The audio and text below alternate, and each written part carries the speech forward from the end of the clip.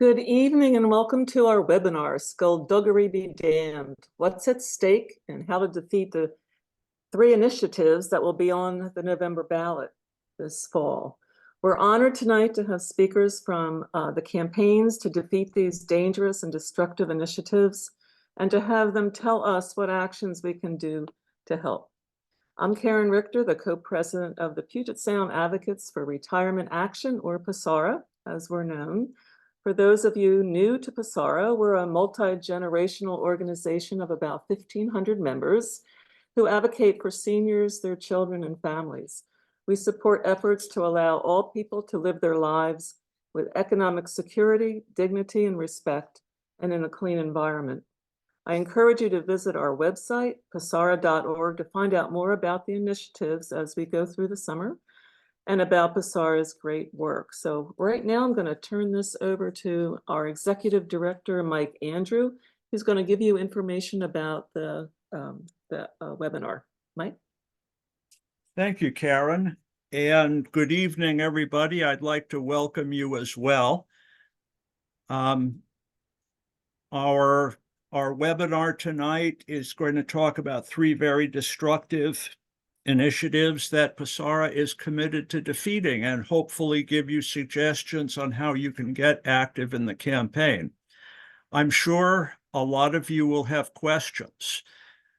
Please don't put your questions in the chat, but do put your questions in the Q&A. To find the Q&A function, just go down to the bottom of your Zoom screen. You'll see a little icon with two conversation bubbles, and it'll say Q&A. That's the one that you want to use. If you don't see that icon, go over to the right bottom of your screen and click on the three dots, and then you'll find the Q&A function in the pop-up box. Again, please don't put questions in the chat. You can use the chat to make comments or to share information with other participants.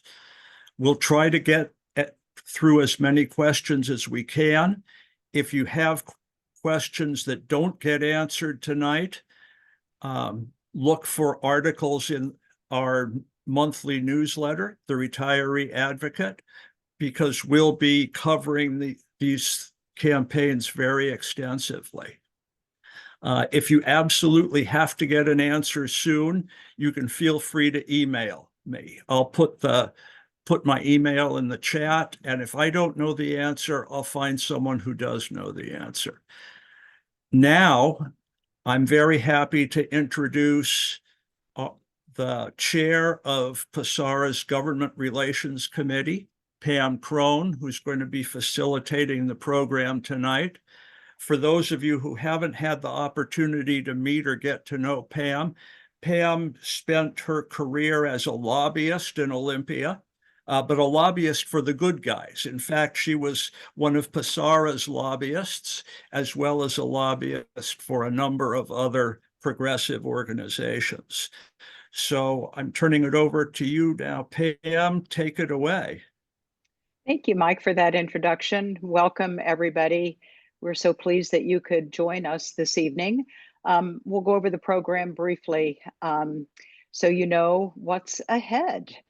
So we're going to hear from each of the individual campaigns, all of the no campaigns, first on 2124, then 2117, 2109, and then Defend Washington, which is the umbrella campaign for all of the no on the initiatives. And then we'll end with a Q&A. As Mike said, we'll try to get to as many questions as we can. We might even be able to run a little Q&A in a retiree advocate article to pick up some of the questions that may not get answered. I think what I'll do is go ahead and introduce our speakers now. I'll introduce all of them at one time so that we won't have to interrupt their great presentation. So first, you're going to hear from Anna, who is working on the no on 2124. Anna has been an advocacy organizer with SEIU 775 for over 2 years, and she's focused on the Washington Cares program. And now she is part of the campaign as a campaign organizer. I've heard presentations that Anna has done on the Washington Cares Act, and I think you'll learn a lot during her presentation. Then we will hear from Representative Joe Fitzgibbon, who is going to be talking about the no on 2117. Representative Fitzgibbon, actually, well, he's in the Washington State House of Representatives. He's been the majority leader since 2022, and he chaired the House Environment and Energy Committee. And during that time, he actually negotiated and passed this law, landmark legislation, climate legislation that includes the Climate Commitment Act. So you're hearing from somebody very knowledgeable, passionate about the issue, and knows how hard it is to get votes to pass such landmark legislation. Then you'll hear from Samantha Kasny, who is going to be talking about 2109, the No on 2109 campaign. Samantha has been working in recent years, since about 2014, for the Washington Education Association on the Political Action Committee. I've known Samantha wearing a number of hats. She was also the president of the National Women's Political Caucus of Washington, and she has been working in politics for just about as long as it's possible to be working in politics. And then lastly, we'll hear from Kurt Fritz. Kurt is a longtime political consultant working to elect Democrats and advance progressive policies. I told him before we met with all of you that I actually have an email from Kurt from 2013 when he was working on the marriage equality campaign. So again, we have very experienced people here who are going to be talking with you about the no campaigns, doing a little bit of education, and also sharing just how you might be involved. PSARA is getting started early. It's May. And we're going to keep up the energy and the effort right up until Election Day. And we're going to defeat these pernicious initiatives. So Anna, would you like to start? Yeah, thank you so much. I'm going to start sharing my screen now. Should be here. Can you see my screen okay? We can. Awesome. Well, hello, everyone. Thank you so much for inviting me to this space today, Pam. My name is Ana Ascanio. I am the We Care for Whackers Coalition organizer, and I am now the organizer for the Vote No on Initiative 2124 campaign. And as Pam mentioned, I am a staff member with SCIU 775. So I think I would like to start this presentation by providing information program that Initiative 2124 is attacking, which is the Whackers program. That way I can highlight the importance of this program and why we need to protect it. Okay, so the Whackers program is the first in the nation long-term care fund that provides affordable access to long-term care to all working Washingtonians. The reality is that the current long-term care system is unaffordable and unjust in many ways. So this program really addresses the long-term care needs we have in the state. So as an example of these, 7 out of 10 Washingtonians over the age of 65 will need some type of long-term care assistance. And Whackers will cover a variety of long-term care services like meal delivery, paying a family caregiver for taking care of their loved ones, assistance bathing, getting dressed, home modifications, and a lot of other services that are included in this program. Whackers will also help Washingtonians keep their savings, since they don't have to spend down to $2,000 in savings to qualify for it, as is the case of Medicaid. So if you didn't know, Medicare really doesn't cover long-term care, and for you to access long-term care services through Medicaid, you basically need to have no savings to have access to it. With WACARES, you don't have any limit on kind of like your income or your financial situation. As long as you paid into the program throughout your career, you'll be able to access this benefit. Additionally, once you have retired, or if you are taking a break in between jobs, you are still covered by WACARES, which is not the case of private long-term care insurance. That usually, if you have to, if you stop paying either because you are retired and you don't have a job that has maybe provides a benefit for long-term care insurance, or if you have to just stop paying because the premium becomes too high, then you just lose that coverage. With WACARES, once you vest into the program, you will always have that coverage and have that benefit available to you. So I also wanted to mention that there has been some great improvements made to the program since it has in 2019.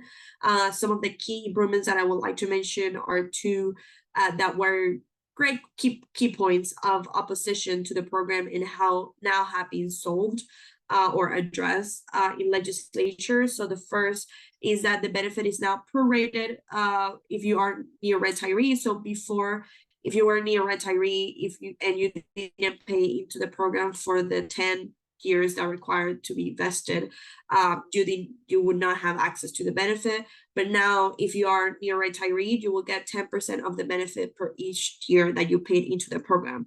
So let's say that you're planning on retiring in the next couple of years, you will have access to the WACARES benefit. You will have 10% of the total benefit per year you paid into it. Another great win and a very big highlight that we do now in our campaign is that this program is now portable. This means that if you move out of state, you can keep your WACARES benefit and get the care you need anywhere you are in the country. Obviously, you can understand how this was a big point for the opposition on if people decided to retire in other states, they would have paid into the program but not be able to get this benefit.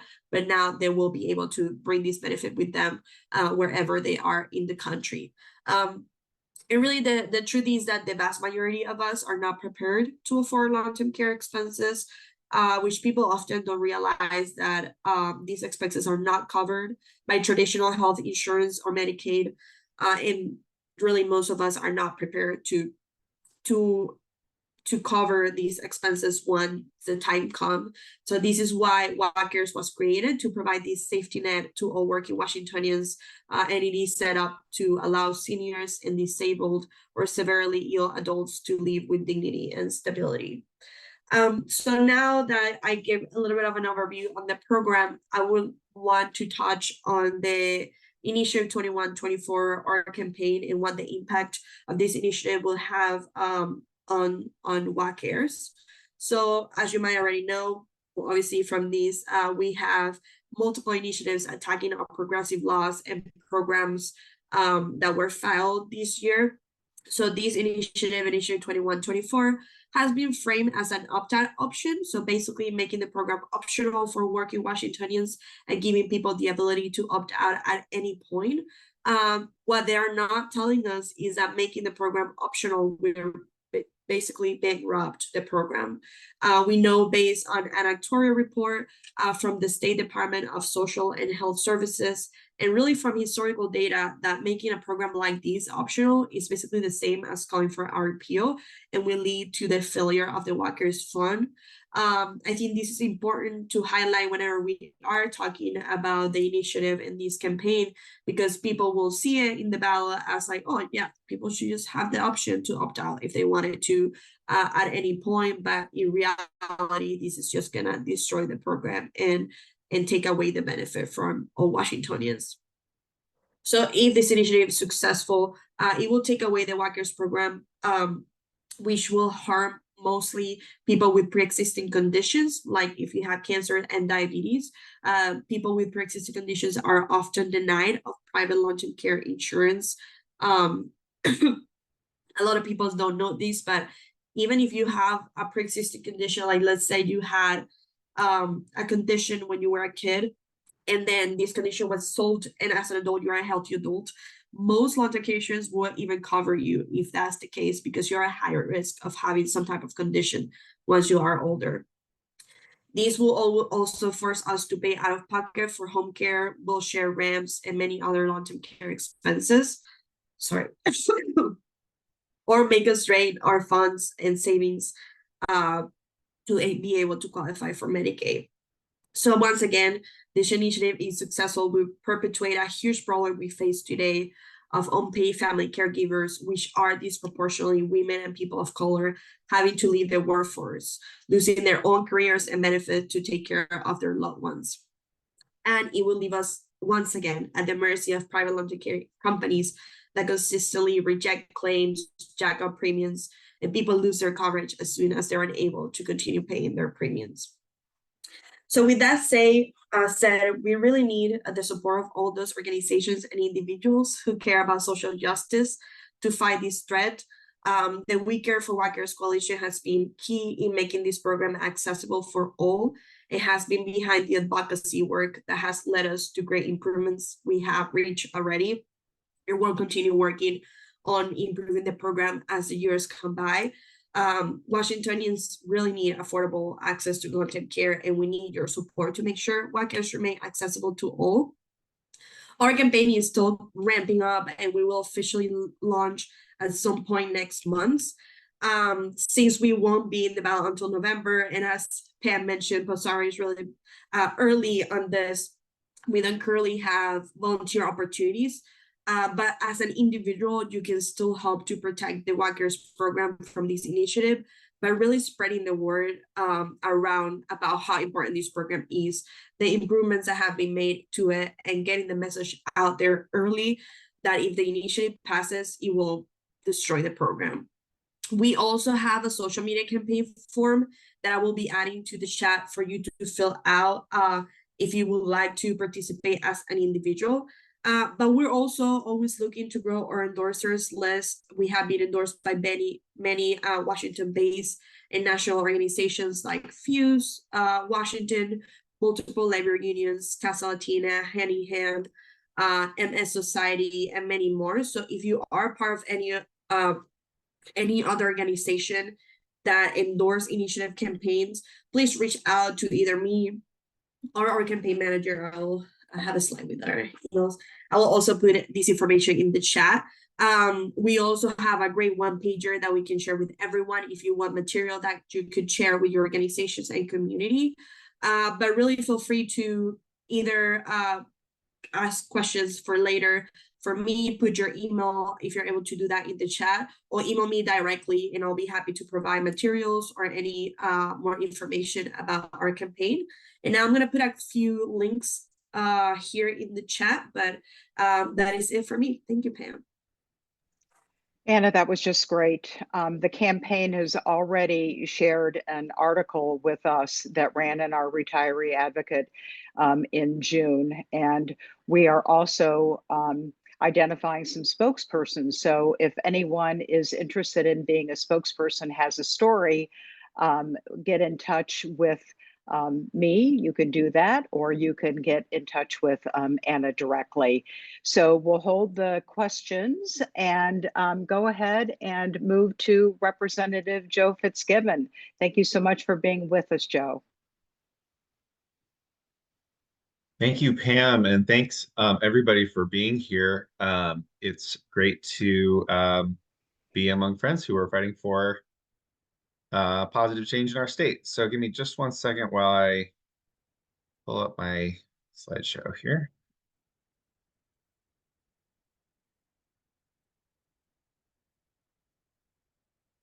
Okay. Oh, sorry.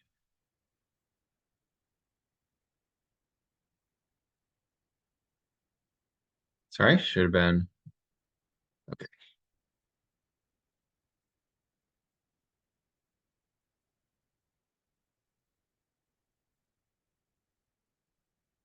Okay.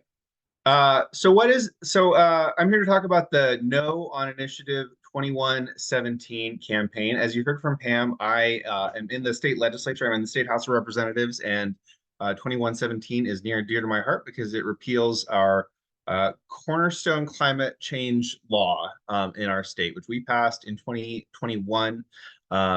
So Initiative 2117 repeals the Climate Commitment Act, which again is the sort of the backstop climate change law in our state. We have a lot of great laws to fight climate change, and the Climate Commitment Act is the one that underlies all of them and serves as the backstop to sort of pick up the slack where our other clean energy laws, like our clean electricity law or our clean fuels law or our clean vehicles law or our clean buildings law, the work that they don't get done to get us to our greenhouse gas targets. So Initiative 2117, in addition to repealing the entire Climate Commitment Act, it also prohibits the legislature from ever adopting a new policy that requires polluters to pay for their pollution, to pay for the climate pollution that they dump into our air. So it says our existing policy, which holds polluters accountable, we're going to repeal that. And we're going to say to the legislature, you can't ever pass another policy that holds polluters accountable for their greenhouse gas emissions. And in doing so, it allows unlimited greenhouse gas pollution in our state. If Initiative 2117 fails, we have a firm, legally enforceable cap, which declines over time on how much pollution is emitted in Washington. If Initiative 2117 passes, unlimited pollution is allowed in Washington state. So what is the Climate Commitment Act? As I said, the legislature passed and Governor Inslee signed the Climate Commitment Act in 2021. It caps Washington's greenhouse gas emissions and lowers that cap over time. So whether those emissions come from the burning of oil products like gasoline and diesel in cars and trucks, or burning coal or natural gas to produce electricity, or burning gas or oil in our homes to heat our homes, or combustion of tires or coal or gas or oil in an industrial plant. All of those emissions are capped and are reduced over time until we get to net zero emissions in 2050. So it doesn't get us all the way there right away, but between now and 2050, that cap in the Climate Commitment Act ratchets down until we get to safe levels of emissions, which is essentially no emissions. It requires the largest polluters in the state, of whom there's about 100, to acquire allowances from the state for every ton of carbon dioxide that they burn, or that they emit in burning fossil fuels. Those polluters include oil refiners, those are the biggest ones, electric utilities for their share of greenhouse gas emissions, industrial emitters, like I said, all the folks who are supplying the fuels that are burned to contribute to climate change and air pollution in our state. Some of those allowances are bought at auction by those polluters. Some of the emitters get them for free, at least at the start of the program. Over time, all of the free allowances are phased out. In part, that's because we don't want to require that manufacturing of things like steel or airplanes or pulp and paper move out of state. We want it to stay in state, but we do require that it get cleaner over time. And then with the proceeds from those auctions, with those polluters have to go buy allowances from the state of Washington. What do we do with the money that comes from those auctions? We invest it into making Washington a better place by investing in our transportation system and transportation safety, and improving our all aspects of our transportation network, but with a focus on the aspects of our transportation network that give Washingtonians better choices than the ones that we have today. So helping Washingtonians afford electric vehicles, helping Washingtonians have a safer time getting around by walking or by bicycling or taking modes of transportation that they can sometimes be unsafe if we don't have safe infrastructure, and really investing in our transit infrastructure to make sure that there's quality transit, not just in the most urbanized, not just in Seattle, but all across the state. Improving our air quality, restoring our lands and our waters to health, with a particular focus on reducing the environmental health disparities in communities that have historically been the most overburdened by pollution. That in Washington, that is typically communities that are close to transportation infrastructure. We don't have as many big polluting factories in Washington as you have in a lot of states. There are some for sure, but most of the most environmentally overburdened parts of our state are next to airports, seaports, and highways. Those are the places where folks with the least disposable income have historically been forced to live. That's where pollution tends to be the worst. And so we're targeting those areas to improve the quality of the environment, especially the air in those neighborhoods. Just a little bit more detail on what some of these investments are. We're investing in building new ferries retrofitting our ferry terminals. If you've ever been to Coleman Dock recently, you've seen it's very much nicer than the old building. Where we have to replace a lot of the ferries and ferry terminals throughout Puget Sound, and the Climate Commitment Act is a key revenue source that enables us to do that, and enabling us to electrify our ferries. We know that the diesel ferries are not just it's not just expensive because of how expensive diesel can be, but also they're loud, they're polluting. They don't just pollute the air, which impacts all of us, whether we're riding on the ferries or whether we're on the shore. They're also really harmful to our orcas because they're so loud. We know electric ferries are not as loud and have much less impact on our endangered orca population in Puget Sound. As I said, safety projects for cars, pedestrians, and bikers all across the state. There's a really exciting set of projects on North Aurora and Seattle, but there's also really cool projects in all parts of the state. There's a number of exciting pedestrian safety projects to make the city of Vancouver, Washington, which is our state's 4th biggest city, a safer place to get around on foot. There's a number of trail projects in Eastern Washington, which are great for transportation, also great for recreation and for local economic development. Electric vehicle charging stations. We know that electric vehicles are only going to be an option for Washingtonians once everybody's sure that they can get where they need to go and have the opportunity to charge up so that they're not, there's this fear that some folks have, which I think is less and less real over time, but it's still a fear that that you might get stranded with your electric vehicle battery running out somewhere. We're building out the electric vehicle charging network, so nobody's ever going to be stranded, when they're out and about with their electric vehicle, and so people have options for where to charge, not just at home, but when they're out on the road. Fish passage barrier projects on our state highways. We're under a federal court order to open up the salmon migration paths that our highways have blocked. That highways blocked places that salmon historically could migrate upstream and spawn. That's a really expensive process. We think it's over $4 billion for the entire state right now. And the Climate Commitment Act is a key source of revenue for how we both meet that legal requirement as well as restore our salmon populations to health, which we know are so critical for the whole rest of the ecosystem. Electric trucks, electric school buses, clean port infrastructure. Electric school buses are one that I'm really excited about because not only are school buses is the pollution from the tailpipe, it impacts the whole community, but it particularly impacts kids whose growing bodies are more harmed by air pollution and are more. It's not just their lungs; it's also their cognitive development that is impacted by air pollution and noise pollution. Electric school buses are really quiet. And one of the things that we've heard, for example, in Highline School District, which has been an early adopter of electric school buses, is that quieter buses also leads to fewer behavioral problems with kids. That the noise on the bus is actually something that kind of exacerbates conflict between kids. And so electric school bus, all of these investments are things that it doesn't just reduce the climate pollution, it has benefits for all aspects of our lives.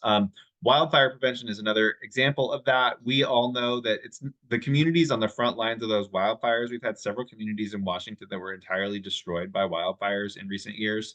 They're the ones who are most harmed by those wildfires. But in reality, every single one of us is harmed.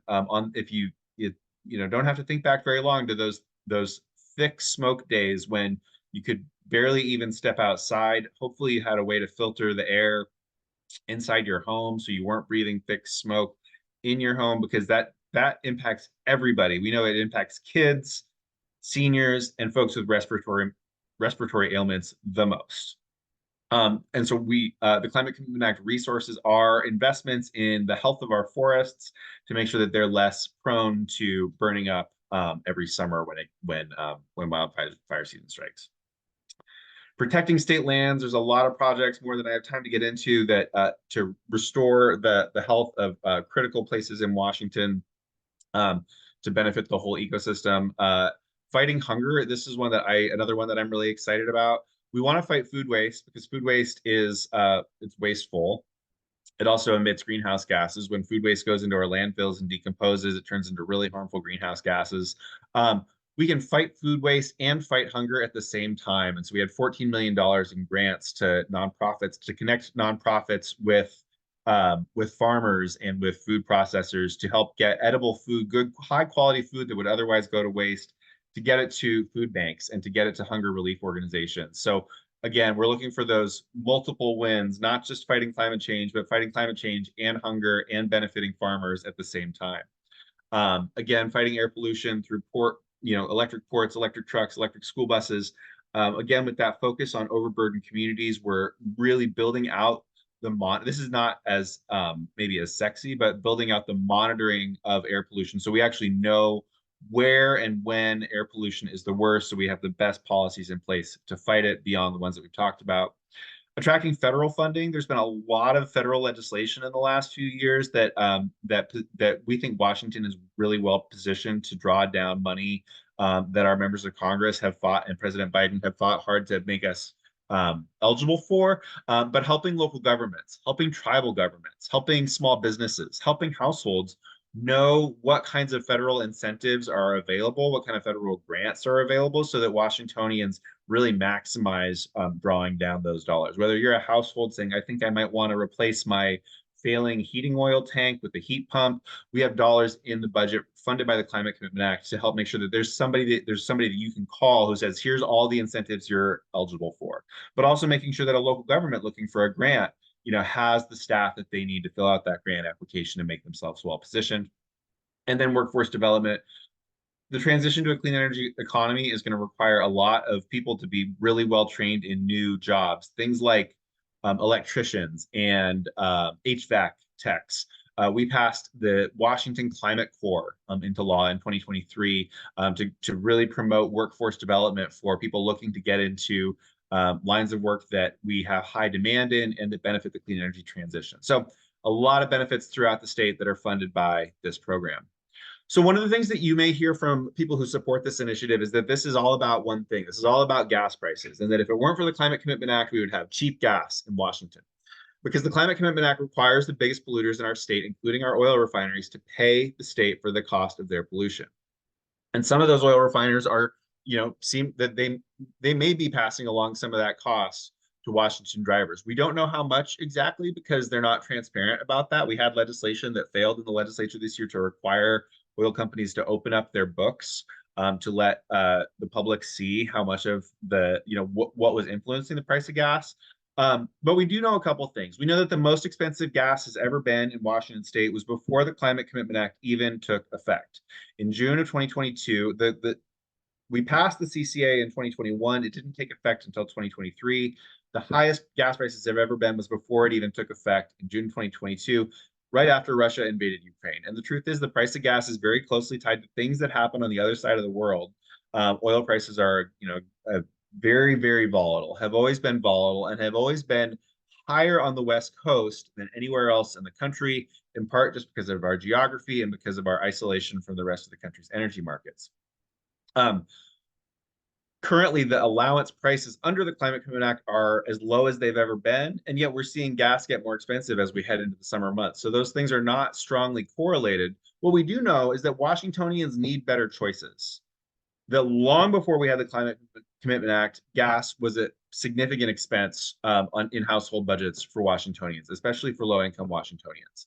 We know that folks need better choices, whether that's an electric vehicle or whether that's quality, reliable, safe public transportation, or whether that's the ability to get around safely on foot or on bike. Washingtonians need better choices than being tied to this expensive, dirty commodity, which the oil industry wants to keep selling to us. Finally, the last thing I would say is Initiative 2117 repeals the Climate Commitment Act, but it doesn't require that those oil refiners pass along their reduced costs to their customers. So there's a very good chance, I think, that oil refiners will just take the savings that they have, no longer having to pay for their pollution, and keep oil prices high, keep gas prices high. There's nothing in the law that says that a driver filling up at the pump is going to benefit from repealing this law. So just in closing, a few of the ways that I try to talk about this law. The Initiative 2117 is too risky for Washingtonians. It would allow unlimited pollution in Washington state. It would jeopardize investments that we critically need, like ones that I've talked about, and it would benefit big polluters at the same time as it harms the rest of us.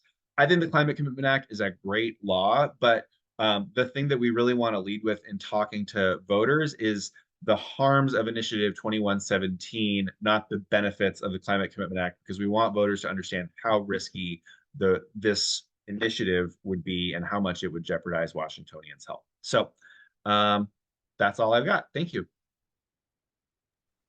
Thank you so much, Representative Fitzgibbon. I just did not realize the breadth of the Climate Commitment Act and all the investments that have been made and will be made, and the harms that will occur if this initiative is passed. So thank you. And just a word to everybody, we will, the campaigns really are just getting ramped up. We are going to have a list of all the websites at the end of our presentation, and that you will be able to, click on the link and find out ways that you can be involved. But PSARA will be keeping everyone informed over the next few months.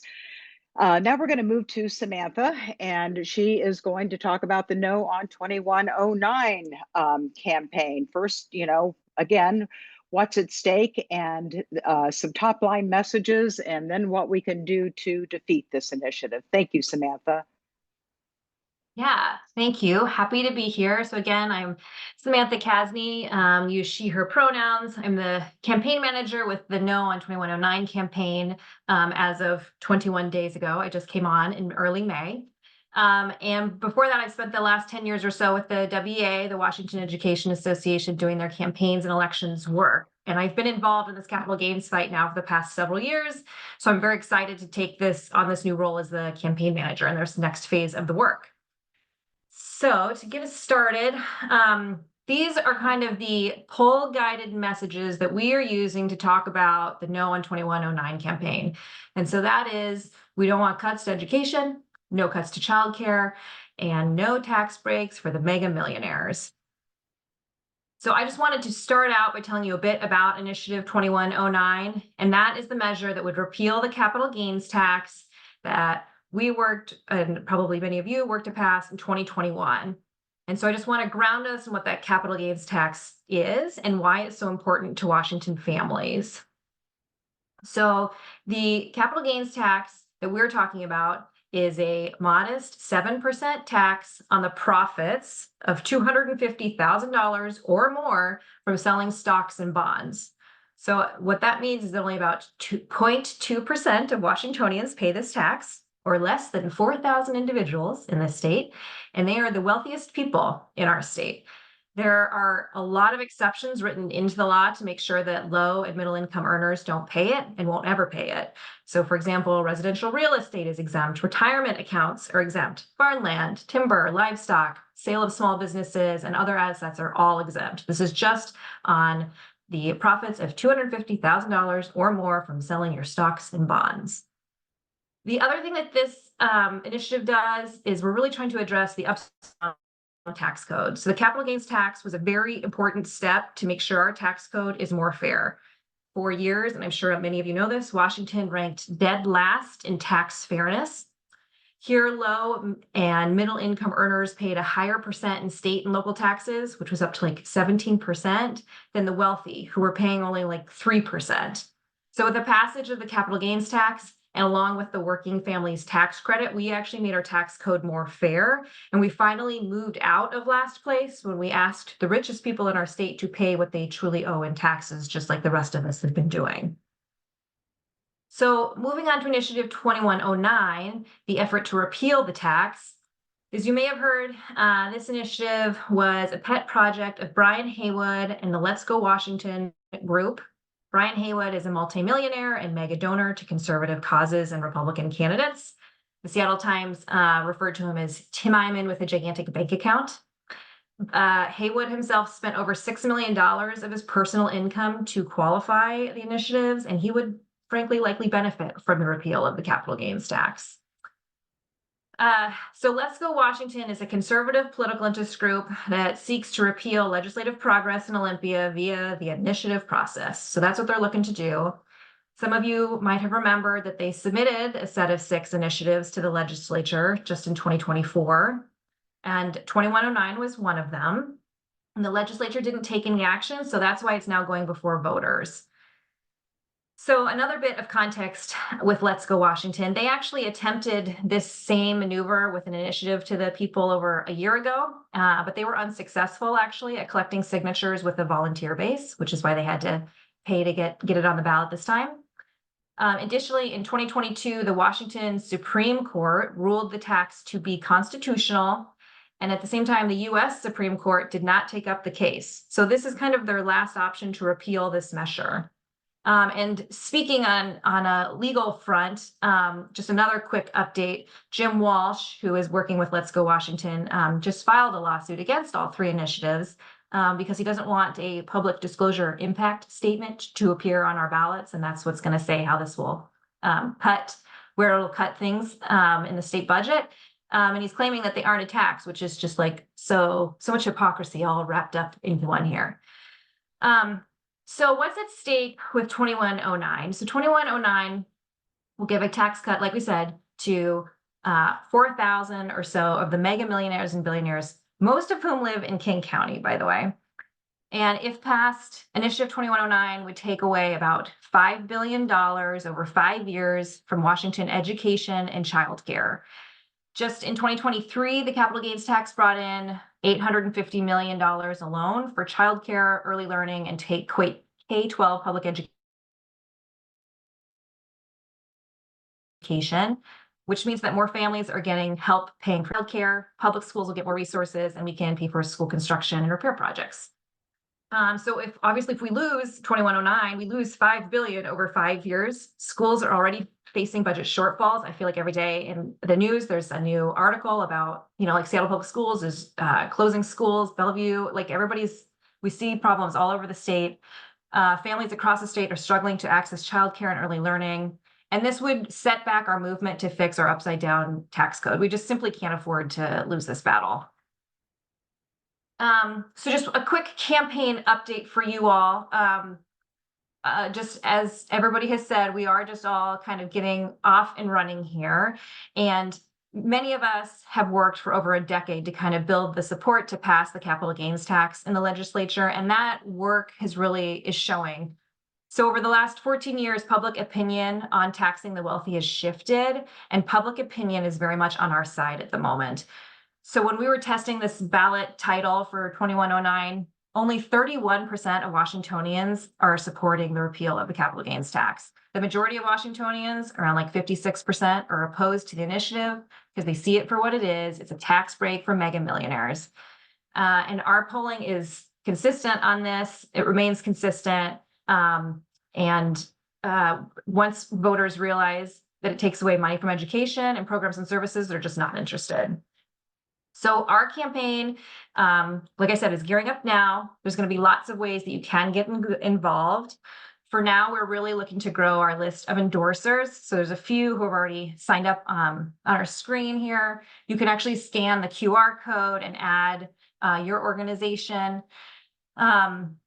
We are also partnering with the other No campaigns, so we can work in constant communication with Defend Washington. And I know you'll hear from Kurt in a second. So we can do slate work against all three initiatives and coordinate efficiencies where we can. We are building our coalitions and our partners. We're happy at 2109 to partner with groups, even non-traditional partners, in a fight to move this campaign forward. So in addition to your endorsement, you can support the campaign financially. You can sign up for updates at our website. Our brand new website is up and running. It's no2109.org. And just tomorrow, our campaign is actually having our kickoff.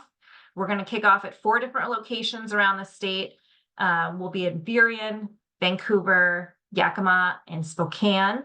And so look for that in the news tomorrow. And we also welcome your help with any social media sharing to help get the word out in your communities. So really appreciate you all letting us have some time this evening. Samantha, that's great. Really appreciate all of that information. And if PSARA has not yet endorsed the No campaign, we will certainly do that within the next few hours, I'm sure. All right, Kurt, you are up next. Why don't you tell us a little bit about Defend Washington and what Defend Washington is and how you'll be supporting the other campaigns, what this this whole thing looks like. Sure, I'm happy to do that. Pam, thanks very much for inviting me and for having all of us here. As you've heard from all three of the individual campaigns, there is a whole lot at stake here. What Defend Washington is an organization that really is a reflection of all of the interested parties who care about each one of these three policies coming together and figuring out how we defend Washington from the likes of Brian Haywood. As Samantha pointed out in her presentation, these and discussed in her presentation, these measures were brought forward by. So first of all, they're all sponsored by Jim Walsh, who's one of the most extreme legislators in Olympia. He also is now the new Republican Party chair, and he's really, really conservative. He sponsored each of these initiatives and filed them with the Secretary of State's office. Then the reason why they're on the ballot right now, or they will be on the ballot in November, is because his friend, the hedge fund mogul Brian Haywood, who moved here from California a while back because he didn't want to pay taxes in California, so he moved here, and as part of that, now has decided to invest a lot of his resources in shaping our policies here in the state. He put in about, and Samantha said 6 million. It's actually about 7.5 million now because he's dumped in some more money over the last 3 or 4 months. About 7.5 million to qualify these on the ballot. So what Defend Washington is, we're here to defend our state, defend our policies, defend our values from this attack by Brian Haywood. In terms of we do have some good news. I mean, Samantha mentioned some polling that they have specific to 2109. I will say the polling on all three of these looks really good for us. And I'll just read off some numbers here. So for initiative 2109, it starts with 32% yes. This is a survey that Defend Washington did just in about 3 weeks ago. 32% yes, 62% no. For initiative 2117, the Climate Commitment Act that Joe spoke about, it's 37% yes and 57% no.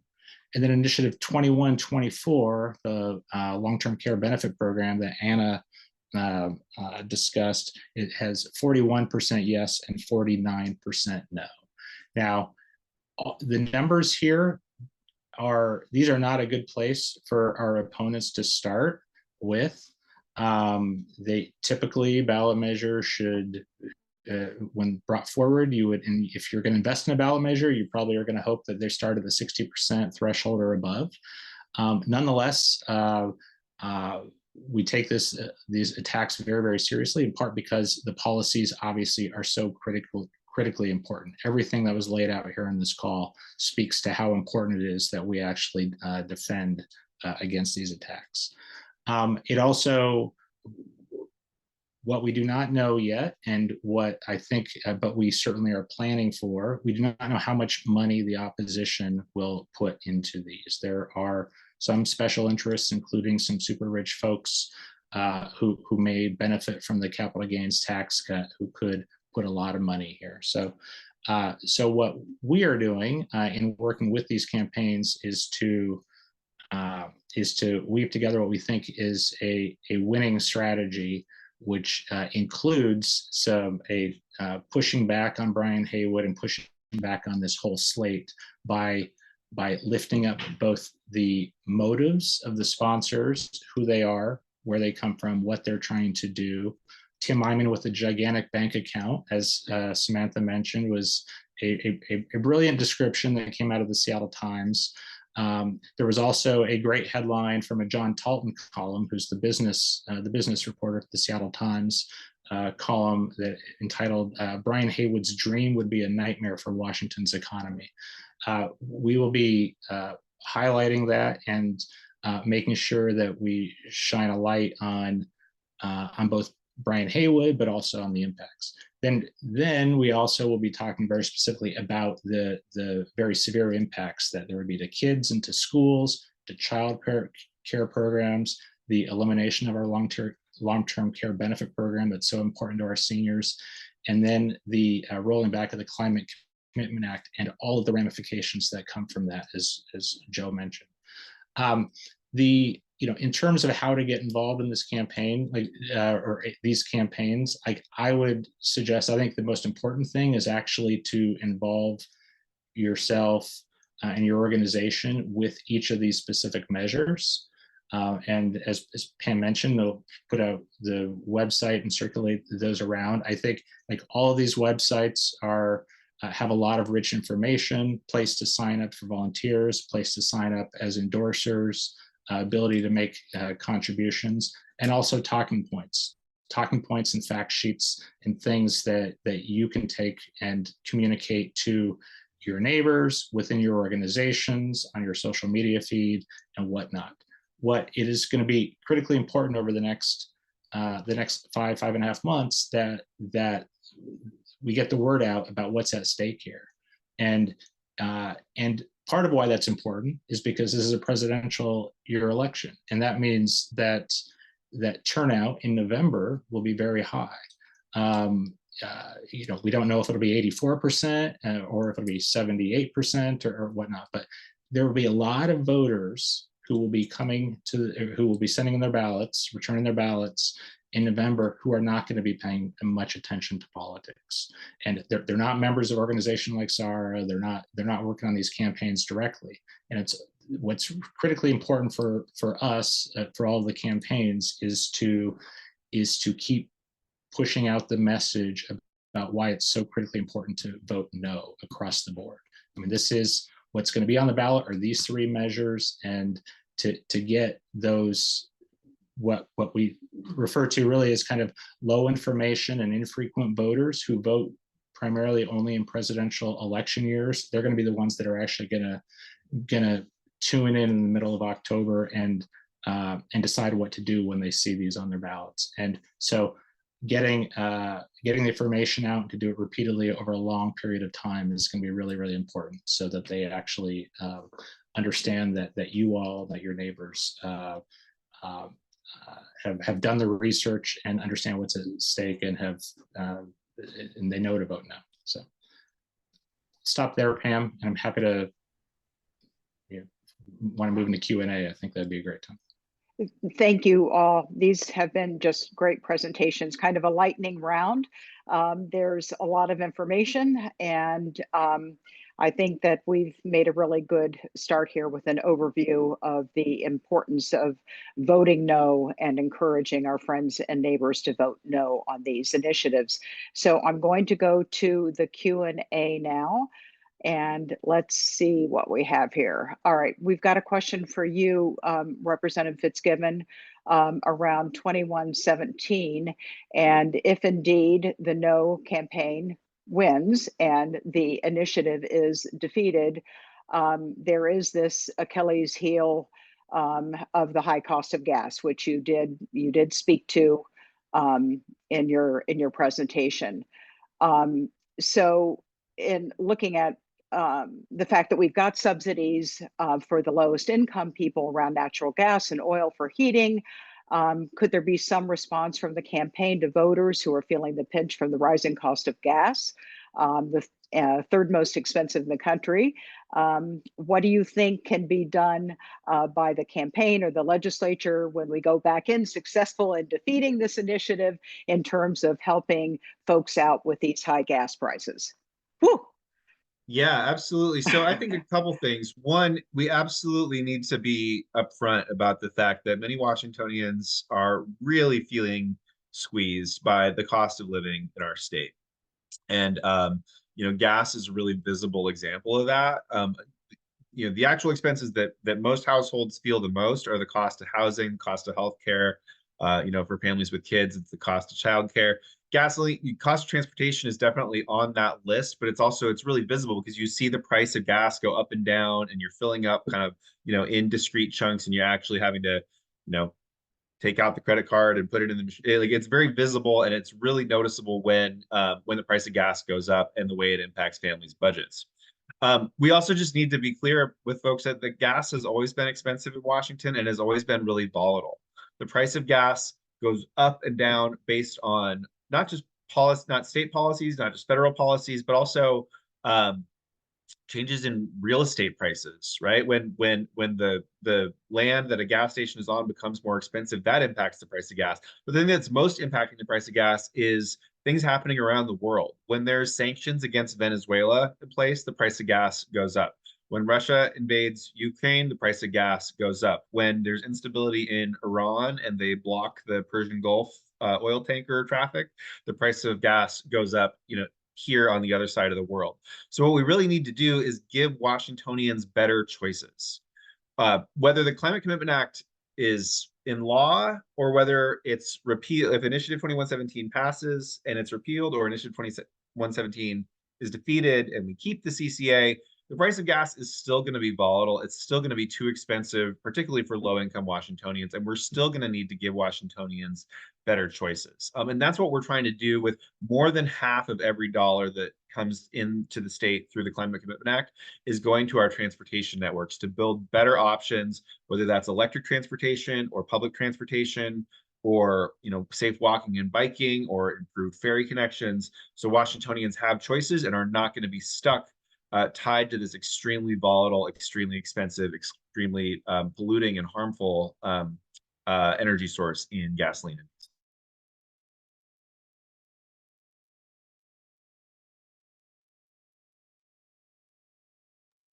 You're on mute, Pam. Sorry. Thank you. Moving on to Washington Cares, and a question for you, Anna, about when the Washington Cares Act was created, and what's the length of time that one needs to pay into the program in order to be able to benefit, and is there a dollar limit? So there were three questions there. When was it created? And what's the length of time of the benefit, if there is one, and is there a dollar limit to what one can receive? Yeah, so the act passed the legislature in 2019, and we started paying into the program in July of 2023. And benefits will become available in 2026, so July of 2026, so exactly 3 years after we started paying for it. So it is not a specific length of week or months as it is with, like, for example, paid family leave, that you have 12 weeks or 16 weeks depending on your condition. It is a dollar amount, so you have a lifetime benefit of $36,500 that will grow with inflation. And then the other question was, yeah, I think that answered all my questions. All the questions, hopefully. Did I miss one? No, I think you're good. I have a question here about whether there is a handout that includes basic facts on all of the all three initiatives, and this would be good for talking points. So maybe you can take that one, Kurt. Yeah, I mean, well, what we have, as you've heard from others, that there's a lot at stake at each of these. So what I have is a one pager on each one. We have not culled that down to one page that covers all three. But I can certainly share that to you with you, Pam, and you can circulate to everybody. They're really both informative, but they're also concise and lead with some of the best messages that you've already heard from folks. And then I also saw there was a question here about signs, buttons, banners, and whatnot. I mean, we have some of that with Defend Washington, but I know each of the campaigns has that as well, and or will be creating that. And I'd be happy to just give out my contact information. And for folks who would like that type of material to distribute, I will people can certainly contact me, and I will either do it from Defend Washington, or else we'll put you in touch with the campaigns individually. They can do that. Thank you, Kurt. And Representative Fitzgibbon, if people want to contact you, should they do it through the campaign, or is there some contact information you could put in the chat? Sure. If people want to contact me about the 2117 campaign, I will throw that email in the chat. Have another question here. Actually, first of all, a thank you to all of you for the work that you're doing. And what's a strategy for getting out the word to those who aren't paying attention? Anybody want to take that? I mean, I will. Sorry, I'm writing my contact info, make sure it's correct before I hit send. It is. Okay.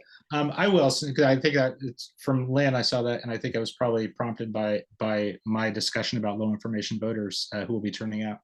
I mean, the strategy will, it's got a multifaceted strategy. Obviously, kind of advertising generally. I mean, these campaigns are going to seek to raise a lot of resources to be up on TV, digital, direct mail, all the different things you do.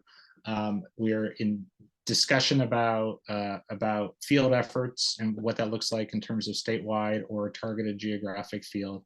But I think the real power in the community on the progressive side is through organizations and through kind of word of mouth, generally pushed out by people that you trust. And these are ballot measures, right? So these are ballot measures that organizations can talk about these issues specifically with their members. So I think it's incumbent upon all of us that, the 4 campaigns or the 3 campaigns plus the kind of collaborative umbrella effort here to have, to kind of refine the best messages and the things that will work, and then to make sure that we are conveying that to you all. So I think, this invitation to come here and present to Sarah is a perfect example of that.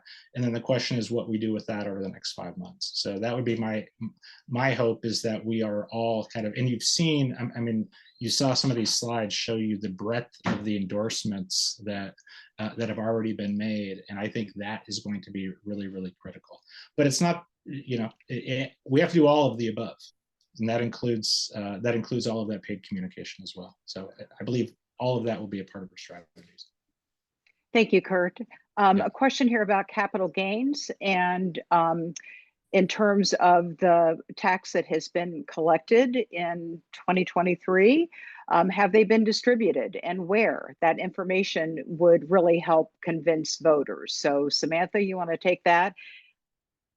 Yeah, so the capital gains, am I still here? Yeah, okay.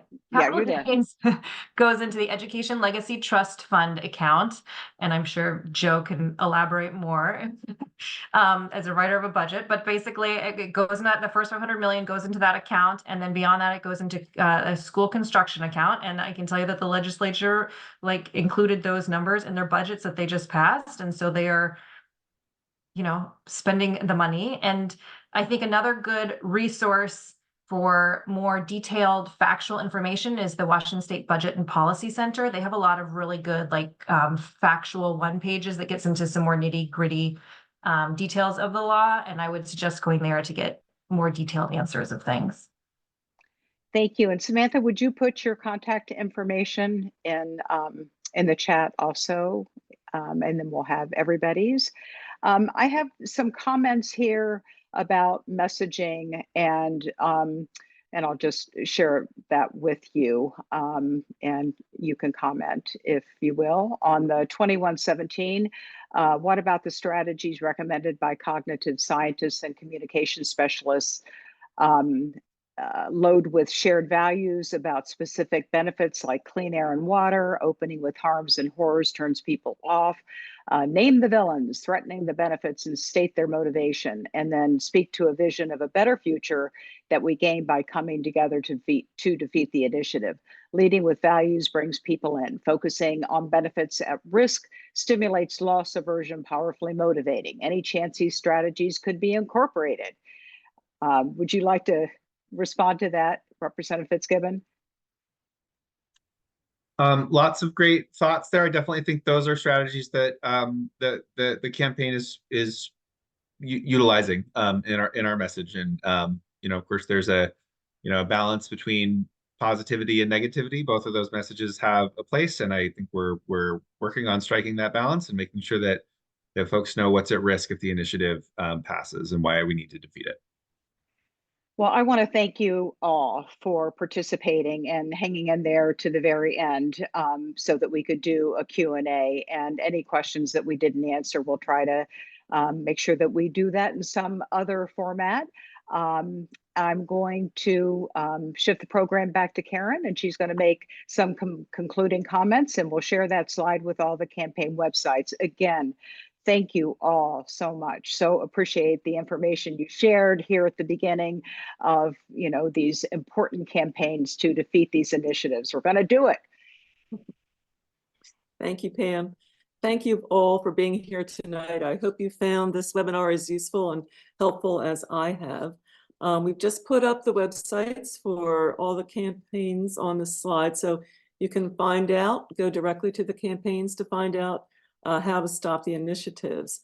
You can also visit our website, pasara.org, for additional information. Like we talked about, we'll have articles in our newsletter on the initiatives. We'll have additional information on actions. For PASARA members, look forward to emails from Mike on how to be involved. We'll also put this webinar on our website in the next few days, so please feel free to use that as you'd like to get the word out. I thought all of the information that you shared was immensely useful. This is just the beginning of our work together to stop these initiatives. So if you have questions, please contact us, contact the campaign. And I'm going to put a plug in for PASARA. If you aren't a member yet, I encourage you to join us. Just go to our website, pasara.org.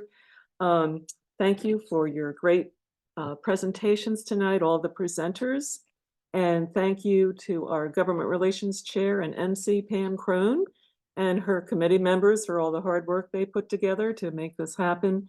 And to our Executive Director, Mike Andrew, all of whom made this webinar possible. So thank you.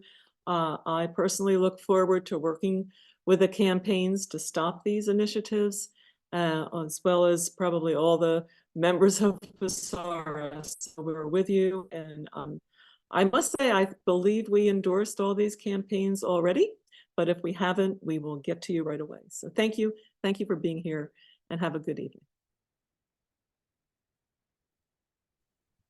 Thanks all.